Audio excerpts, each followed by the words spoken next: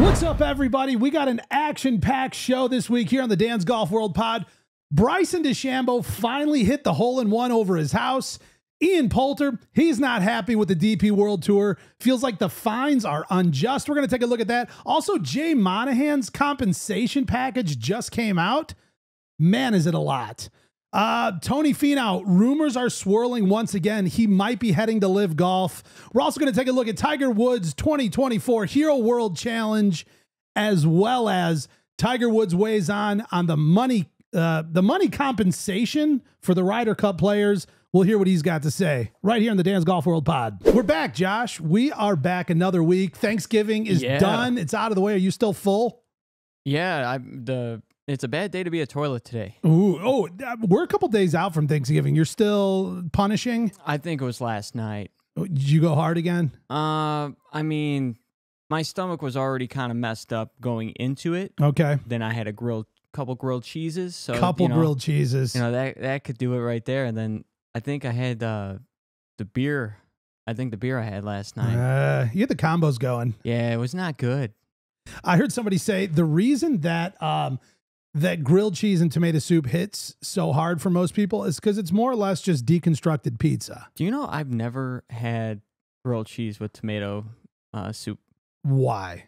Never have. You just never, it hasn't come across your life? I'm not a tomato soup guy. Oh. That's the only thing. Are you a tomato guy in general? I got to be in the mood for it. It's got to be right. Like they usually say by the time you're 25, you got to start putting everything on your burgers and stuff. Yeah. Yeah, I'm 26 and that's still not happening. What, are you a plain cheeseburger kind of guy? What are we doing here? It all depends. So like I'm a big egg on a burger guy. I can get on board with that. But you can't get that anywhere but like when you go to a sit-down restaurant. Yeah. You know what I mean? So like McDonald's or some plain cheeseburgers. Somebody presented the question. They said, how did eggs get relegated to a breakfast-only item? Like, you're not having dinner and there's a few eggs involved. It just doesn't happen. What did the egg do? I don't know, but I've noticed that growing up, it's like eggs are breakfast and desserts. Ooh, good point. Yeah, like a souffle. Or like a cake. Cake. Good point. How was your Thanksgiving? I did all the cooking. It was action-packed. We had a ton of people here, probably, I don't know, I think around 20 or 22 people that were here total with a bunch of kids running around. It was a good time. Yeah, they come up here and start trashing the place? Dude, they were totally in the studio, and I had to come up here and be like, yo, you guys can look. You can check it out. It's kind of cool. I get it. But don't touch. Don't touch anything.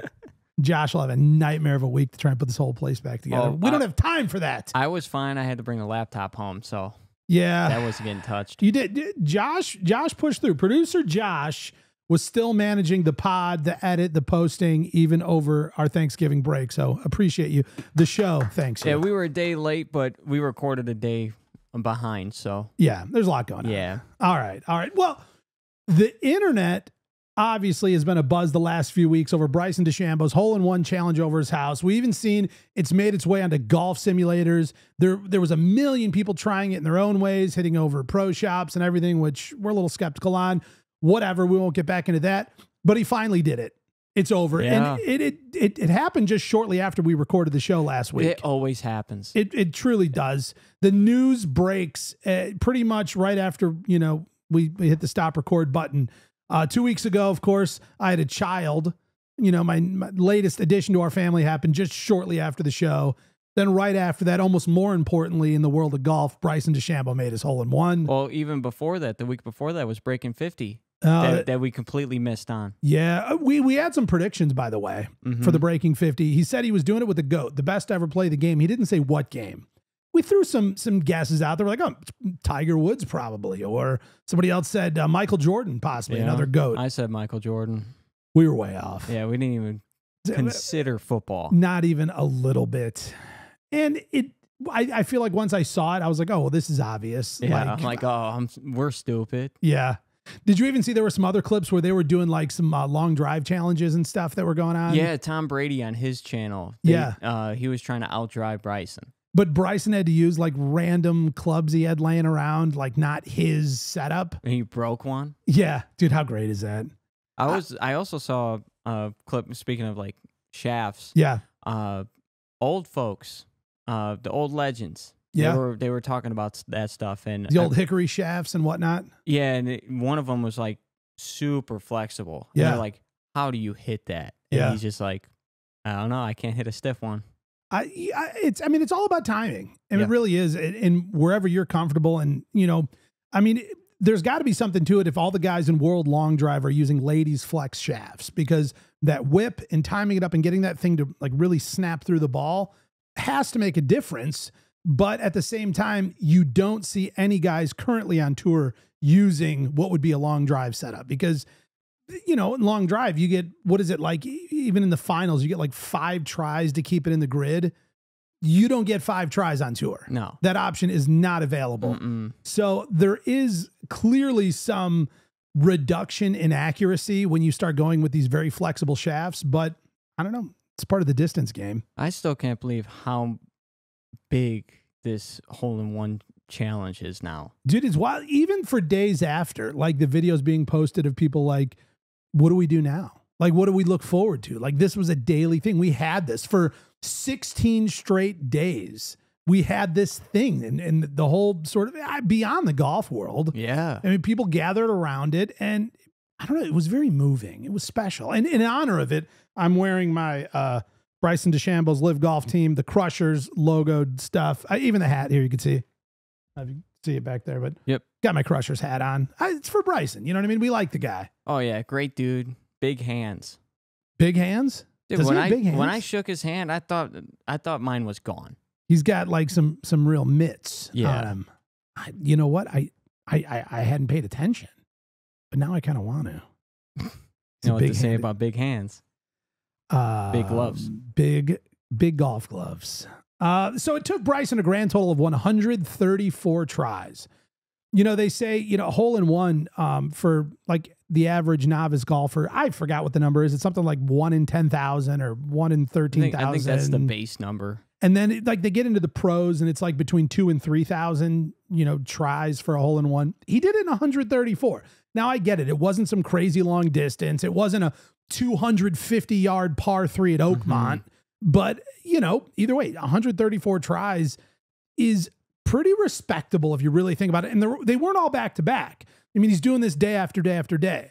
So I even feel like if you had 134 tries consecutively in the same day, it might have even come in a lower number, potentially. Well, yeah, because you got, say, like you get 10 warm-ups. Like your first 10's a warm-up. Now you're kind of locked in. Getting dialed. I think that's why the challenge is so difficult. Yeah. Because you have to hit how many shots that day is, and then you stop. And you got to come back, be ready to go. Yeah. And I wonder if he takes practice swings, like on a simulator before he comes out. Or does he fire a few over the house just to get the feel, and then they kind of clear the green and say, okay, we're starting for today? Now, do you think he's got his house on a simulator? Ooh, that would be so and he's taking fun practice shots and funny to see Bryson DeChambeau in the Bryson DeChambeau house, hitting over the Bryson DeChambeau house on a simulator inside the Bryson DeChambeau house. Yeah. That's like levels of inception that I can't even wrap my head I around. just literally just right now just thought of it. If I had his number, I would text him, but I don't. And it's probably for a good reason, because I would use and abuse that. And that's why people don't give me their phone number. But this challenge is very mentally difficult because you're hitting over buildings, right? True. Very true. Especially his like glass house. Totally. I have a clip for you. Yeah. That is hilarious. Okay. It reminds me of like if I go to try right now over my house. All right, go on. Like, yeah, I mean, I'm going to have to, like, really open your face. Deep rough. Yeah. Leaves everywhere, beer in the hand. I think I can. I mean, yeah. It's a nice house. It is. A nice little subdivision, kids out riding bikes. Why is this person filming with this wood thing in the way? I know. What are we doing? You had one job. No, just put it on the ground. Get it right The there. guy was offering to be a T. Yeah. Got it? There. That's, all right, here, hold this. Hold my beer. Hold my beer. Looking good. Neon pink ball. No, damn it, stop! Mom, sorry. Dude. Can you imagine that? Like, Is that his wife or his mom? I think that's his mom. Okay. Because in the description of the video is saying mom doesn't want nothing to do with it, and it seemed like there was an older guy with him. Yeah. So I don't know. That's great. I wanted to see him send it. I did too. That bright red ball out of the deep rough of his front lawn that hasn't been mowed in who knows how long. Leaves everywhere. Not that far from the house. And he's talking about opening the face to try and get it over the house. If I were to guess, he's going to thin that thing. He's going to blade it right into like a downstairs window. I don't even think it's hitting an upstairs window. We're talking a downstairs window. I found today, as I was looking for more clips for this episode, I didn't put it in here because I didn't want to overload it with a bunch of... We can only handle so much at a time. There's a girl who's doing it, but lately every episode has been her in snow. So she's got a little turf pad, and it's all covered in snow. Yeah, because we don't all live in Dallas. But this girl can't golf. Oh, and what's she hitting over? A garage. Oh my god! Like a garage in your backyard. Like just a like a two-car shed garage. style garage. And dude, she is just whacking this thing. Like, wow. You know how like on the top of them there's like little windows? Yeah. She's barely missing those small little windows. And the roof, hitting the roof. The last one. Is there a hole on the other side? Is she even aiming for anything? Yeah, well, it's not a hole. It's like those long games where you got like the nets. Yeah. And you got to just hit it in one net. That's great. Yeah, it's awesome. Dude, it is a cultural legendary moment. And I don't know, I guess it's all from Bryson DeChambeau's genius. Yeah, I know. Breaking 50 was unbelievably huge this year. Obviously, the U.S. Open, him carrying the trophy everywhere, all of that unbelievably huge. His moments with John Daly, Donald Trump, now who did he just have on? Tom Brady. Tom Brady. I mean, it's been pretty fun and pretty interesting. Speaking of LIV Golf, guys, dude, Ian Poulter, he's not happy. No. I mean, so kind of jumping into this a little bit, Ian Poulter essentially feels like the fines that the DP World Tour wants to assess against these LIV players who've gone off and played on other tours isn't fair, and he doesn't understand why. And so I want to read a couple of his quotes here, and I'm going to go through it. But here's what he says. He says, "Is there a reason? I personally wouldn't pay because I felt it was unjust at the time to be fined $100,000 a week." That's a lot of money. That is a lot of money. That is a lot of money. Because to me, it makes no sense to me at all. All right. My stance has never changed. I played golf all over the world. I was never paying fines by Europe. Okay, that's what he said. For when I played outside of Europe on other tours and around the world. So my stance still today is exactly the same stance I had 3 years ago. I was never fined by Europe for playing many, many, many tours, tournaments on other tours. Josh, I'm terrible at reading. Yeah, I'm the same way. It's okay.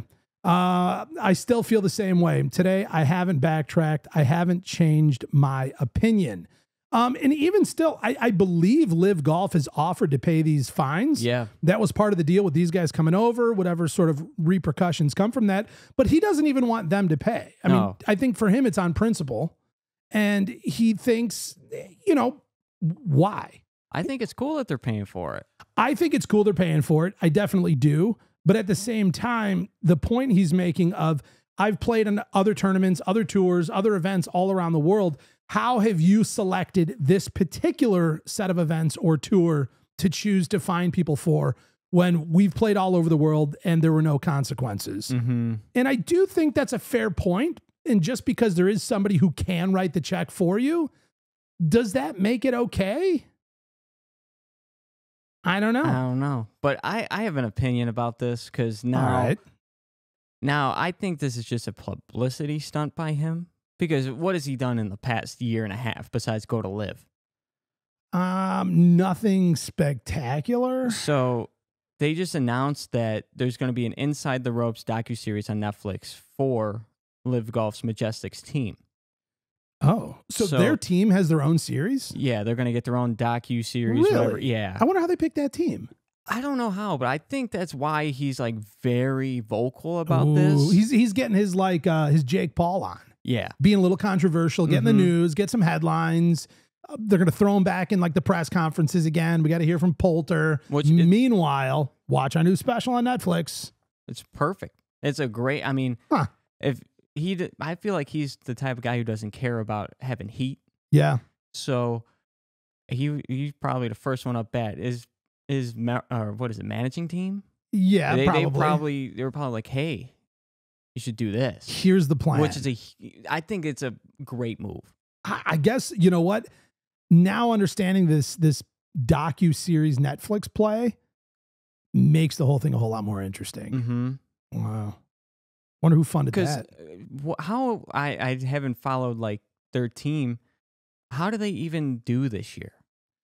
To be honest, I don't know. Yeah. It's like, it would have been cool to see like the Crushers or Smash or High Flyers, like teams like that with their biggest names, or Legion. Sure. Like teams like that, but Majestics? Yeah, I'm not in the room when these decisions are made. Yeah. But maybe we need to see it. Maybe they're like, you know what? These characters are so interesting.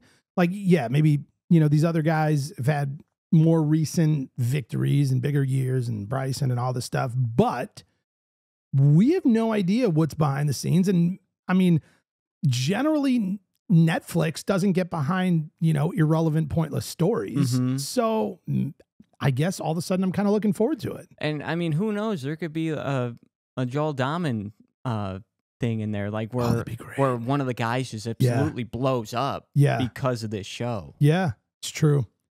That's the power of good storytelling. Anything's possible. Netflix does a pretty good job with their docuseries, so yeah, be good. Well, speaking of getting paid money, Jay Monahan, it's probably done regularly, but he's under more scrutiny than ever with this PGA Tour LIV Golf merger conversation. Dude made $23 million. Yeah. This year, not like total forever. We're talking this year. That is huge. I would feel like, okay, the PGA Tour is considered a nonprofit organization. There's big ones. They're all around the world. And I'm sure the CEOs of some of these big nonprofit organizations get compensated well. But if you were to ask me, sort of money on the line, place a bet, where do you think Jay Monahan's compensation package would be? I don't think I would guess anything in the 20s of millions. I would say maybe like 4 million. Yeah, maybe. I wouldn't say 8 figures. I would say low 7. Yeah, I would think so. So it's kind of broken down here. Of the 23 million, 12.1 million comes from incentives and bonus compensation. 2.5 million is from estimated post-retirement benefits. They're putting that away for later on. 6.7 million in post-2023 long-term incentive compensation. That is wild. Only the NFL commissioner, Roger Goodell, making $64 million a year, earned more money in 2023. Which is crazy. Yes, you want to take what the NFL is, and the next in line, top paid runners of big organizations like this would be Jay Monahan. Never would have guessed. No, and especially like baseball. There's a lot of money in baseball. There's a lot of money in basketball. What did Ohtani, like, what's his whole package right now? That, I mean, I know it's all spread out and whatever. There's a few guys that have over $100 million. But wasn't Ohtani like 700 million or some like crazy number over all these years? I don't know the exact number, but I know there's a handful of guys that just, they have more. Their salary is more than a couple franchises for like their salary cap. Like I know Ohtani, his salary is more than the Orioles. Okay, so you're talking players within an organization earning far more than the people who run the organization because they're the talent. They're the ones that everybody tunes in for. Or their salary cap. Okay, so jump on your Google here. Just give me a quick number. What did Scottie Scheffler earn this year in PGA Tour winnings? Just PGA Tour. Wonder if we can get that number all by itself. Because I'd be very curious if Jay Monahan is out earning Scottie Scheffler from PGA Tour money earnings. How much money does Scotty Scheffler win in 2024? Let's see here. Could have numbers like the Masters lumped in there and other things, but I'm hoping for just a PGA Tour number if that exists. I'm trying to get a breakdown here. This is just... All right, we got totals here. So he made over $62 million with everything. Okay. But the U.S. Open, no, he barely won anything at the U.S. Open. Yeah. He won just over $500,000 at the PGA. PGA Championship. Yeah. Got arrested, whole thing. The Masters. That should cover his bail. The Masters, he won 3.6. Okay. And I think that's it, like for like outside stuff. Okay. So like say 60 million. All right. So Jay Monahan is in the top money earners list of all the most famous, greatest golfers in the world, essentially. It's wild. And he doesn't have to do it. He doesn't have to swing a club at all. I mean, good for him. Dude's getting paid. Dude's getting the bag. I just never would have guessed. Do you think it's too much? I would say, from what we learned about the market, learning that there's only one organization runner above him, being the NFL, which is uncomparably bigger than pro golf. I would say just understanding that, it seems like a lot. Yeah, because I know I read something, it was like their total revenue for like the year was like 1.6 billion. Huh. For golf. Wow. Yeah.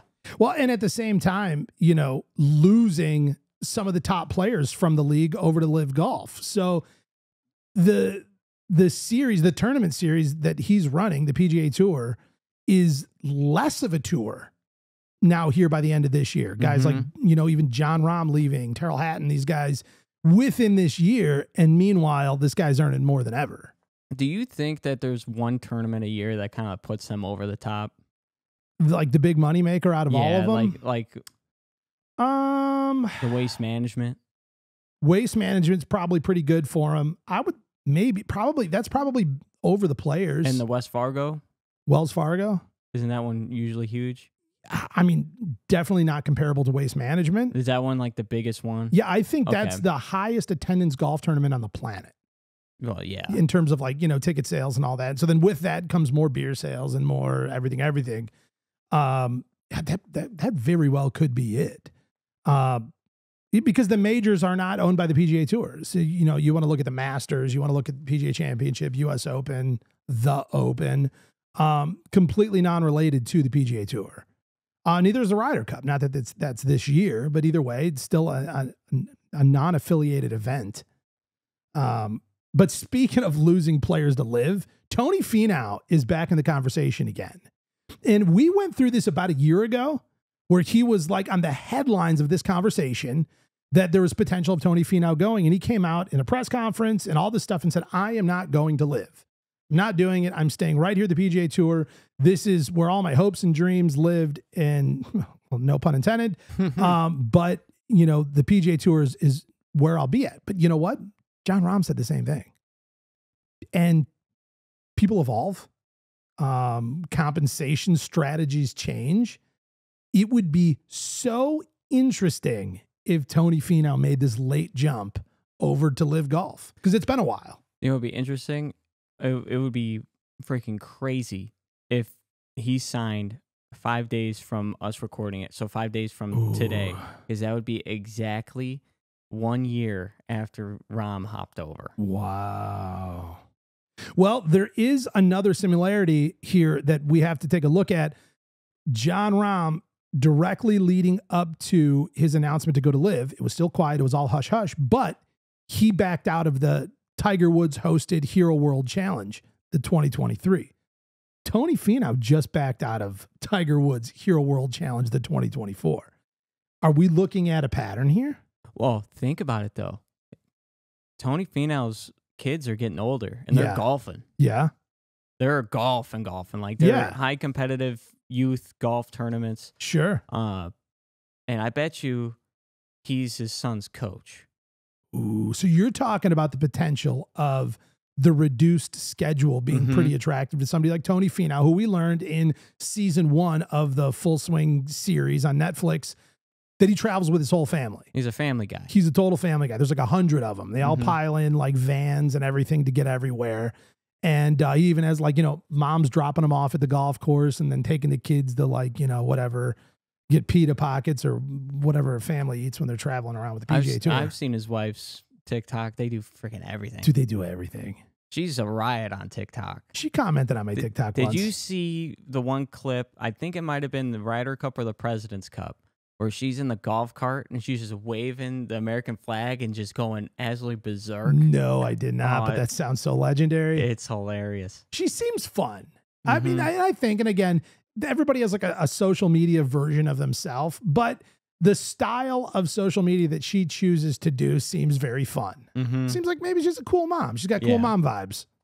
Yeah. I want to be in that Finau family. Yeah, me too. That'd be great at golf. I want those Nike golf shoes, man. Dude, and whenever they go to the Nike like events, you'll see on her page, like whatever, if it's around the Masters, Nike will throw like a party. And when they get there, they have like goodie bags, Nike filled goodie bags for the whole family. Like for like all the kids, everybody's getting like a duffel with shoes and hoodies and all this stuff, like limited edition crap that none of us can get. Speaking of family, do you see how big his one is? I think is his oldest son. Dude, he's humongous. He's so monster. Tall. Dude, he makes me look like a kindergartner. Yeah, me too. See, if we were Finaus, we'd be taller. Yeah, I know. We'd have a lot more going on for us. Yeah, we would. Maybe basketball could be an option finally. I would probably be playing pro baseball. No, Josh Finau. It's got a good ring to it. It does. You could be a Joshua Finau. Yes. There we go. Dude, you playing your walk-up song. Here we go. Well, speaking of the Hero World Challenge without Tony Finau, let's take a quick look here at the full field. Obviously, this is a sort of a limited invitation event, so we're not seeing your standard 7 million guys teeing it up. Let's give this a quick run through. Scotty Scheffler, Ludwig Oberg, Wyndham Clark, Patrick Cantlay, Sahith Theegala, Keegan Bradley, Russell Henley, Robert McIntyre, Sam Burns, Aaron Rye. Thank you. Sung J M, Brian Harmon, Seb Straka, Tom Kim, Matthew Pavan, and Akshay Bhatia. He's supposed to be on Bob Does Sports soon. Is he really? Yeah. Dude, he seems like a cool dude. Akshay seems like a cool guy. Surprisingly, he's got a smoking hot girlfriend. Does he really? Yep. Unless they broke up, like from Full Swing. Yeah. Yeah. He's Poland. I mean, you would imagine if for any reason they're not together, like, would you ever be like, you know what? You didn't text me back. We're breaking up with like a rising star in professional golf. Like, you know, like the stuff that normal guys like us like get into with our significant others, you know, like I asked you to take the trash out, whatever. Do you think Akshay's dealing with that with his girlfriend? I could see it. You could see it? I could see it. But do it would be a cool video? This idea kind of just popped up right now. Speaking of like the golf wives. Yeah. What if we had one of those, you know, those tier list videos? No, You've what's never a tier seen list them? video? There's a tier list is like there's an S tier, A, B, C, D. Okay. And then usually like some people will put like die or like just something below the worst. Okay. What if we did that with wives? The PGA We're wives. gonna rate the PGA Tour wives. Yeah. Wow. That'd be very controversial. I'm not against it. Maybe like a bracket. A bracket? That's even funnier. Where like you pick and then one moves forward and then now like whatever. I mean, you'll have to throw like Jenna Sims, Brooks Koepka's wife in there, you know. Yeah, we could just make it all professional golf. Yeah. We get like what we think is a solid like 16 or 32. Yeah. And then we just run a bracket. Well, and then like where I would start to feel bad, you take somebody like Tommy Fleetwood, who is one of my favorite golfers on the planet. His wife is like a very pretty, sweet looking lady. Like, I don't know, like I'm gonna have to like rate her and like, you know, decide. Well, no, it wouldn't be a rating system then if we do bracket. Yeah. Well, I mean, I meant rating in terms of like, yeah, you win over that person. I mean, I'm not opposed to it. We'll have to figure out how to do it in a respectful manner. Yeah. Yeah. Because, you know, I mean, okay, I'm going to stop now. I'm just going to stop. I feel like I am about to fit an entire golf shoe into my mouth. So I will quit. Hero World is happening this week down in the Bahamas. Of course, middle of the winter. Where else would Tiger Woods pick other than the Bahamas to host a gigantic golf event? But I do love that this like microscopic field event gets like major headline look because it is top players. I mean, I don't believe we've seen Scottie Scheffler play any professional golf since the end of the FedEx Cup. I don't think so. Yeah. So again, you're getting guys like that coming back out of the woodwork that we kind of miss. So I have a good feeling that that helps. But, you know, Tiger Woods did just back out. He said due to like health reasons and whatever. He talked about how he said that he's not feeling at top level shape right now. And so there's no point to play with guys like Scottie Scheffler, Ludwig Oberg, Wyndham Clark, Patrick Cantlay when you're not playing at your best. And I get it because it's one thing to have a massive field and you kind of fall somewhere in the middle. It's another thing to sign up to be last. Yeah, but I'm not a fan of the withdrawing because he's not there. Like, I feel like... So what should he have done? Like 11 months ago, already said, I'm not going to play. Or 11 months ago, he's hopeful he's on a good path and then just do it anyway. Yeah, because my thing is like once he gets tournament ready, he gets hurt. Yeah. And he's always recovering from something. Or sure. It's not just a physical battle. It's also an emotional battle too. Yeah. Like you have your mental and your physical. And it's just like, when is he going to be there? Is he ever going to be there again? I think I'm like the majority of golf fans that I'm always hoping he's about to be there. And I think we all are. I think everybody is like, please just like give us one more, put on the show one more time. Like, I feel like with him always withdrawing from all these things just because he thinks he's not ready. Yeah. I think it's hurting him. I think the only way to get ready is to play. I mean, yeah, but if he just knows like my ankle hurts a ton and I can't walk for not only just 4 days, plus practice rounds, plus everything leading up to it to get ready, I don't think there's an amount of playing that will supersede like legitimate injury. All right. I think the PGA Tour now should have golf carts for injured players that want to play through. Yeah, and let John Daly have one. Yeah. Let Tiger have one. Yep. And you know what? If anybody out there stands up and says, we don't want John Daly or Tiger Woods out here playing, go straight to hell. Yeah. We want to see it. You might get Patrick Cantlay who was like, well, we want the field to be smaller because, you know, I take so long to hit the ball. Whatever. Shut up. Just shut up. We talked a bit last week about Ryder Cup. Or was it 2 weeks ago? I don't even know anymore. That it all blurs together for me. We talked about compensation for the Ryder Cup, and how for the longest time it was one of these events where it's, you know, the one time or, you know, whatever, every other year where we play golf without getting paid. And then once every 4 years, it also applies to the Olympics. But the point I made, and we kind of went back and forth on this a little bit, is the fact that but the organization is making so much money. So I get it. The purity of this event, of having it completely untainted by money and all this other stuff, but there's still money being made. And to me, that was my biggest issue. Like we kind of compared that a little bit to college football and things like that, where it's like these schools are making unbelievable amounts of money. The television network, the video games that are being sold, the merchandise, all this stuff is going on. And these guys get like a stipend for snacks. And you know what I mean? Like, I mean, I get it. You know, they've got beautiful accommodations. They probably stay in something a little better than your average dorm room. But so what? Like what they're doing in terms of like football stardom is at or near the level of like big NFL players when these guys are getting paid. And we know that it happens all the time where these college football players, again, I don't watch any football. I don't know anything. But these guys get hurt before they even make it to the chance to get their payday. Yeah. So something had to be figured out because the organizations were making money, and it doesn't matter that whether what's right or what's wrong. It's like these guys are generating all this money. Like, why don't they get a cut in that? And I felt the same way about the Ryder Cup. That, okay, to keep the purity of this thing and the legacy and the history and everything that's gone on in this U.S. versus European thing that's gone on for lifetimes, But at the end of the day, there's a ton of money being made. So that was my biggest issue with the entire conversation. Tiger Woods was just in a press conference. It just came out, and I sent a link to you. Let's go ahead and play this. Tiger Woods actually weighs in on this topic of Ryder Cup pay, and I think he has a different take that I don't believe I considered. Let's give this a listen here. Nice photo of him, though. He looks great. Yeah, I know. We need some volume here. Oh. Days, we had the same conversation back in '99, and it was we didn't want to get paid. We wanted to give more money to charity, and the media turned it around us against us and said we want to get paid. It's no, I mean the Ryder Cup itself makes so much money. Why can't we allocate it to various charities? That's a different take. Keep it going. What's wrong with each player, 12 players getting $1 million, and you be able to deep it out to amazing charities that they're involved in, that they can help out?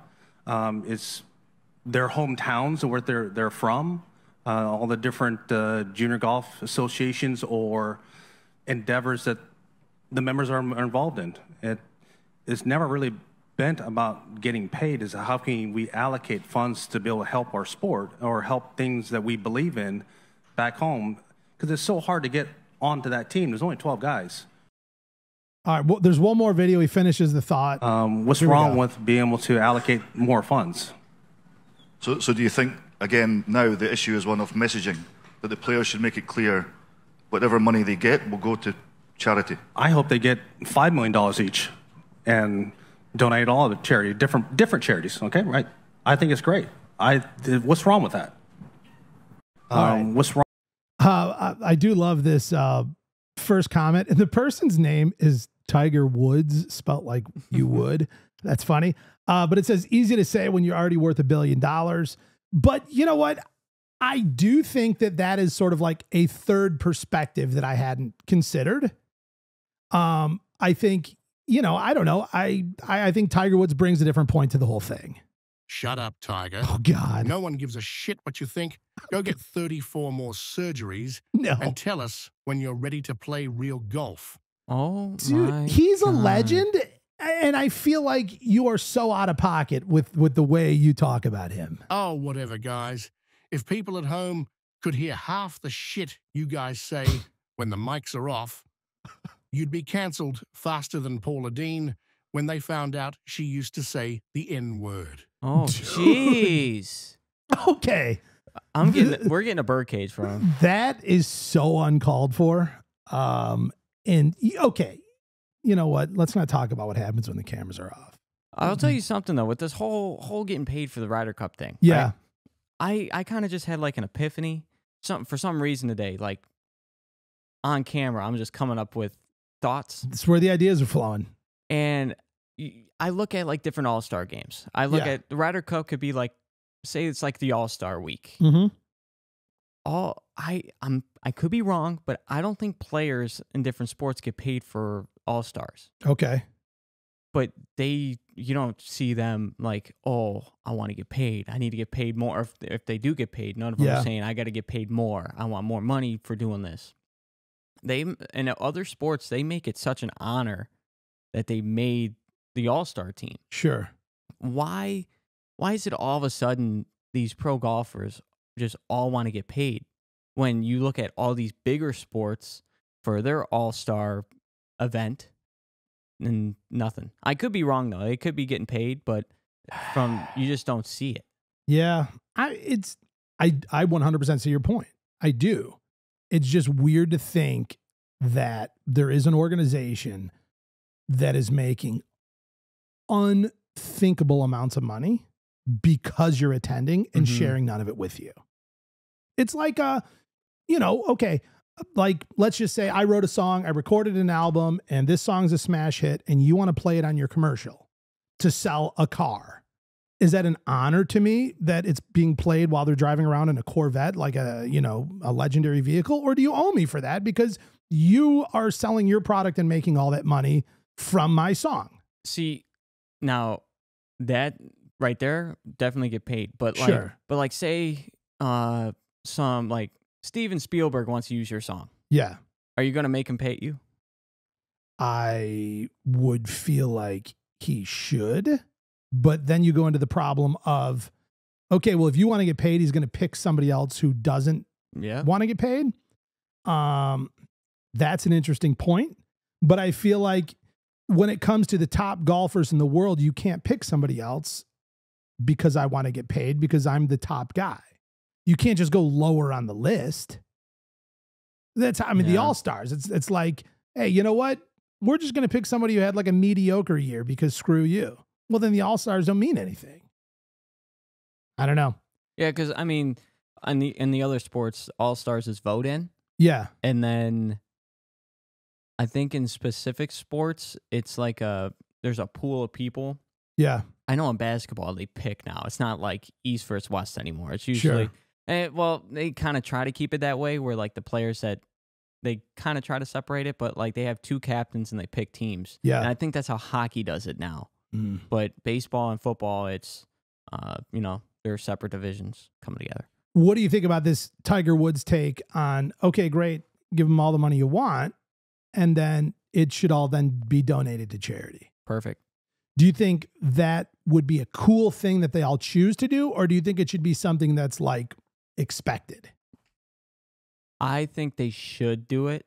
Not like, oh, we're going to give you this, but you have to go do it. Yeah. I feel like they should just all do it. And I love how all of a sudden, since his kid's now doing all these, youth, junior leagues and junior tournaments and all that stuff, that he's saying like, hey, let's not only give it to your community, but give it to all the kids that like are the coming junior up. golf associations. Because the only way to grow the sport is get the youth involved.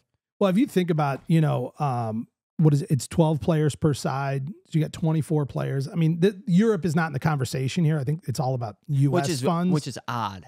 But let's just say that every player, 24 people, they all get $5 million and they're all spreading that out to various charities, junior golf organizations. That's a lot of money to go around. Like that is a lot of money, especially if they're like all not, hey, we're all giving it to the Susan G. Komen, whatever. It's like, no, we're all just picking different things we care about. There might be some overlap. Like, hey, I picked that one too. That's a great thing.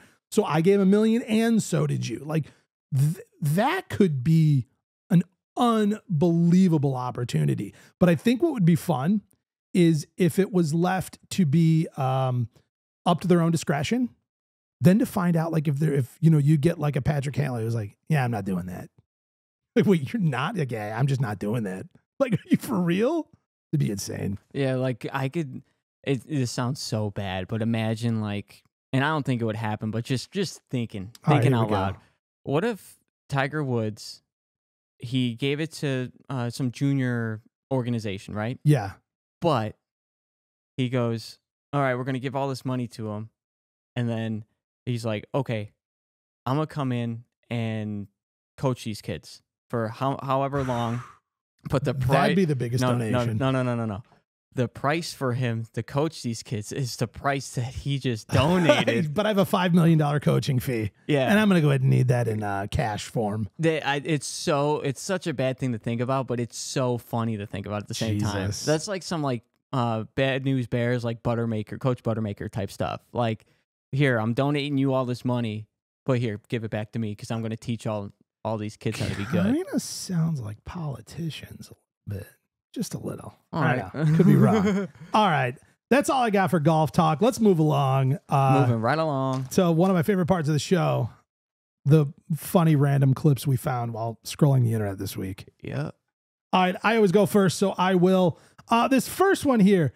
What happened to America's Funniest Home Videos?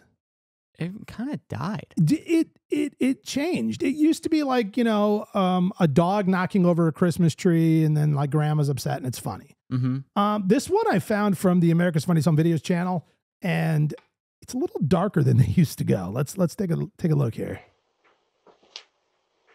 Guy's backing out of the driveway. Wife's trying to catch him. Boom, trips, breaks her teeth. Legitimately just hurt. Scorpion. Husband's going to get out and help. Now we have a runaway vehicle. And there's a kid in the car that almost gets run over, gets thrown out of the way. Where did that kid come from? They were probably in the passenger seat, jumped over, didn't know what to do. They stopped this car that was a moving missile that could have killed 1 million people. That is the new America's Funniest Home Videos channel. Like, the only thing that was funny, I mean, of course, you know, it's always funny seeing a car roll down the street by itself, but the funniest thing in there was when she scorpion and just face planted. Face planted. It's total scorpion. Like, feet came up behind, like, in face into, like, concrete, pavement, whatever. Yeah, but America's Funniest Home Videos really took a dive bomb. I think it took a dive bomb ever since Ridiculousness came out. Ooh. When you think of America's Funniest Home Videos, what host do you think of, like, is the host? Like, of all of them, but, like, the host that is the most to you? What was it, Tom Sergeron, or what was his name? I know exactly what you're talking about. I was too late for Bob Saget. I'm all Bob Saget. Yeah. I grew up on the Bob Saget version. Who else? Alfonso Ribeiro or whatever. Rivera. Carlton did it? Yeah, I think he did it for a little bit. Oh, he did it after Tom did it. Yeah, he was a later iteration. Yeah. I thought that he had some good energy on the show. Of course, it's Carlton, man. But Bob Saget, like his sort of sarcastic tone, I don't know. He was my guy. All right, next one here. I keep seeing this guy coming up on my feed. This guy will literally scan anything to try and get into LA Fitness, and I felt like this one might be my new favorite. What are you scanning? You're scanning a fish barcode. Man. He's So got if you're not listening to me, then I'm going to call the police. See? That is not LA Fitness barcode. That's a fish barcode. Sir, look. Dude, straight up brings a raw fish with the barcode stuck right on its scaly side. I love how she's like, talks to that old guy in front of us, like, look at that. Sir, Sir, he's a member. That? He doesn't work there. Like, he just went through before him. He's like, I don't know. I'm just here to work out. What do you want me to do? I got to deal with fish guy now? I'm trying to go do like whatever the elliptical. I'm about to just walk on the treadmill and walk out. I'm not dealing with this fish shit. This is not my problem. No. Yeah. Oh man. That's total Karen behind the counter though. I'll tell you something. Dude, how many times do you think she's dealt with this? Probably not a lot. I know with this guy, because this guy does this. Oh, okay. Like, does she see him coming and she's just like, here we go. What are we scanning today? A shoebox? You gotta have a rotation in though. You can't go to the same place every time. But I'm just saying, like, her appearance of anger seems like she's dealt with this at least a time or two. Yeah. Yeah. Oh my God. Do you see this? What's the old man from Squid Game supposed to do? Oh no. Yeah, isn't there a new season of Squid Games about to be coming out here? I think the game. Both. I think the new Squid Games reality show comes out. I thought it was like Christmas Day or something. It premieres, and possibly? then the season 2 of the actual show comes out soon too. Well, I'm more excited about the game. Dude, show. I know you don't like watching it, but you have to sit down and watch the full actual show. You know, I will tonight. No, you won't. I know. Not a chance. Okay. All right. Obviously, one of the greatest themes on this show, especially when we have other guests on, is playing games. And here's all I'm going to say is they don't make games like they used to. I really hope this doesn't get us canceled because all we're doing is taking a look at a historical record of old game shows. So if anybody is offended by this video, too bad. Hello, San Francisco. Here we go. Welcome to Win, Lose, or Draw. Show the folks at home what it is. Go. Calendar, day of the week. Day of the week, day of the week. Monday, Tuesday, Wednesday, Thursday. Month. Week. January, February, March, April, March. July. June, July, August, September, The whole October, year. November, Keep coming. December. December. Okay. December 31st, New Year's Eve. Yeah, New Year's. Okay, All right. you got New Year's. Okay. All right, New Year's. We're getting somewhere. New Year's resolution. Don't let anybody be offended. New Year's resolution. Uh-oh. All right. Chinese New Year. That's it. We got it right away. Right away. But Okay, let's go. We'll be back in a minute. it says cameraman didn't have to pan to Yeah, her. that was wrong. That's wrong. Oh. And they're picking her up too. Yeah, I don't think you're supposed to lift a lady like that. Yeah, they don't make game shows like they used to though, huh? No.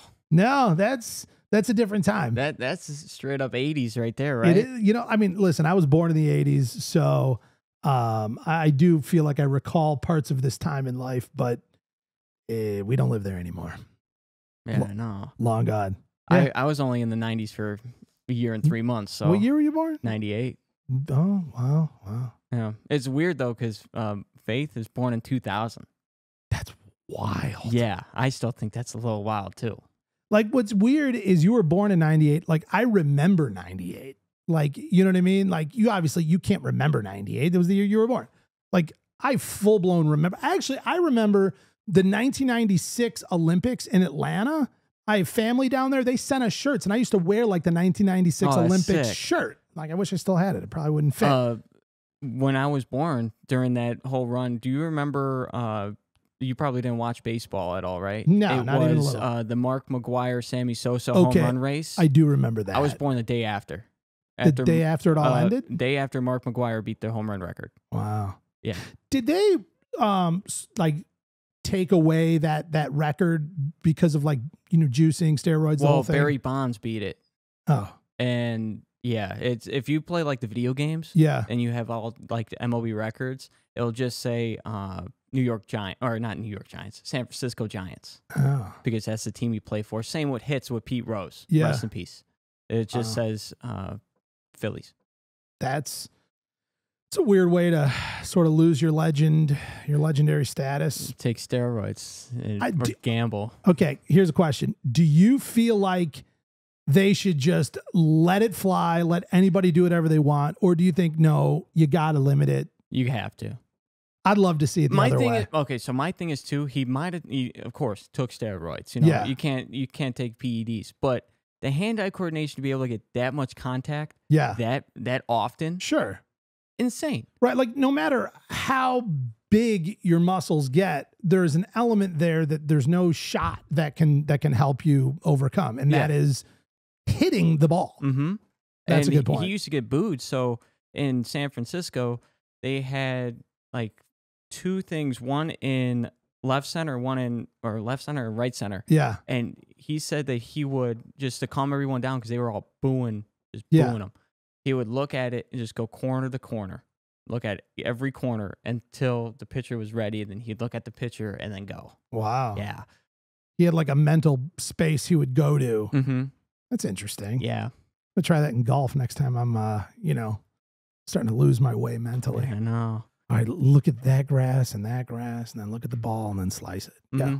So now I'm up. All right, you're up to bat, Josh. So this one, would you ever imagine doing this in front of your wife's mom when you guys were still together, or even now? Okay, I'll let you know. Wait. What are we doing? He's just buried in there.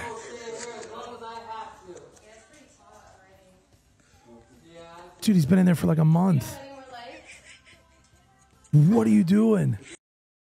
What are you doing? Would you do that? The chick that was laughing was her mom. No. Well, it turns out, I didn't know this until I was in the comments a little bit. Yeah. That's a YouTuber. His name's Alex Wasabi. He's a big YouTuber.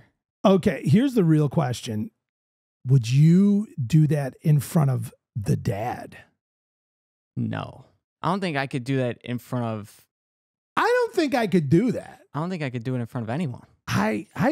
Okay, let's reverse the rules. You're hanging out, family, we're all setting up Christmas decorations, and your beautiful daughter is up on the ladder stringing the lights, and her boyfriend comes over and just buries his face in her rear. What do you do as the dad in that situation? How do you handle it? I feel like you have to react on the age. Okay. So if this is like a high school boyfriend, be like, what the hell? Yeah. Like, no, that's not cool. College, still kind of like, what the hell? But if you say you're with the chick for forever, sure, and they're like in their 20s and they just have that type of relationship with the parents, I feel like that's fine. Yeah, I mean, I guess so. Right. Is it the age where it's like, you guys are adults and you're going to behave this way? Like, I don't like it. I don't want to see it, but you're adults and it is what it is.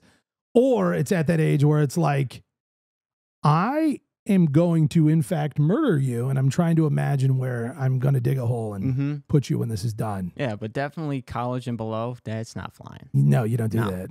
No. I don't even think kids like that even have the balls to do that anymore. Like, I think back, and I don't know, like, I don't think I would, like, kiss a girl in front of like her parents or something, like, you know, when you're in that young age or something.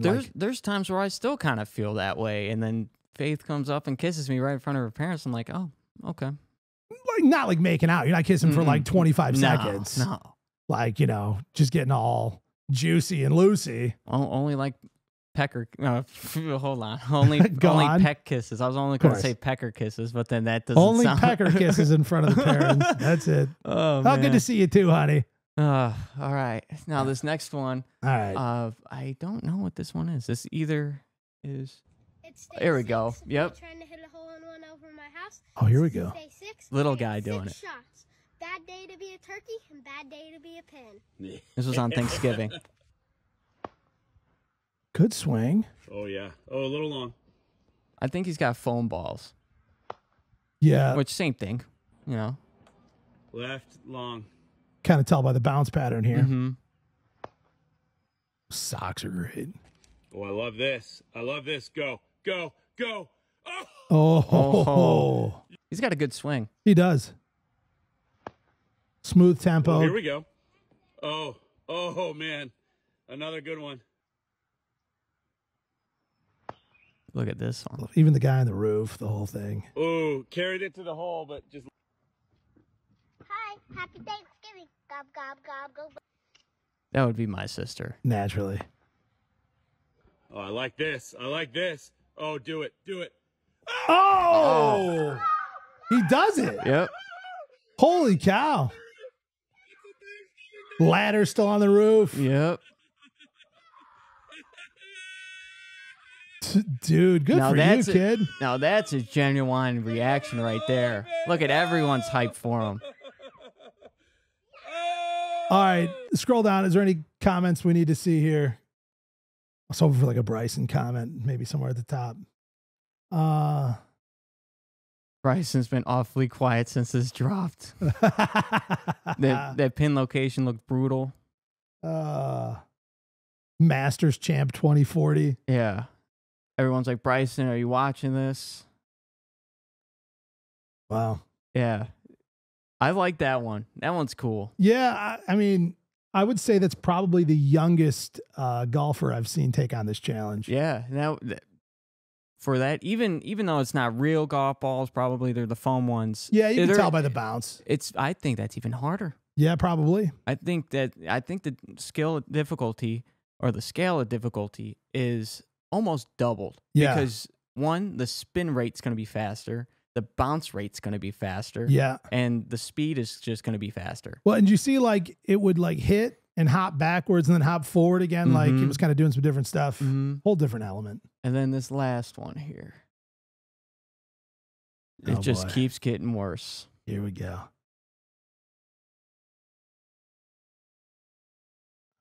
All right. Uh-oh. I'm actually going to mute that because that's blaring music that we can't post on YouTube. All right. Boat gets away, jumps off the forklift. Forklift hits the boat, goes to stop the forklift, turns the boat, sends the boat moving again, heading towards the fence, still doesn't put the forklift in park. Now the forklift is rolling back to the boat. Oh no. He has no idea yet. And he sees it just in time to now see the forklift hit the boat and smash it back into the fence. Now, that is some high level operator error. Yeah. And I'll tell you what the number one thing he did wrong.